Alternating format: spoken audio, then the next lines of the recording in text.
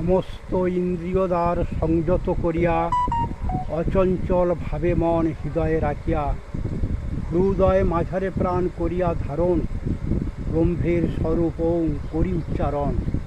এখানে একটু মনে রাখুন, এই যে ব্রহ্মের স্বরূপ ওং উচ্চারণ করবেন কখন?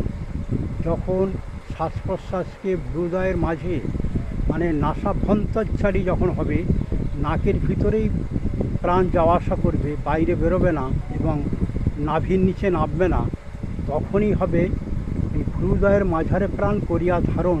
এই কথাটা যথার্থ মানে, এবং তখনই ওং উচ্চারণ করে যদি প্রাণ করিয়া ধারণ, তখনই যদি দেহত্যাগ করা যায় এই ওং উচ্চারণ করে, সে কিন্তু ব্রহ্মের সঙ্গে যুক্ত হয়ে যায়, তার আর পৃথিবীতে ফিরে আসার প্রয়োজন হয় না, সেই হয় মুক্তি।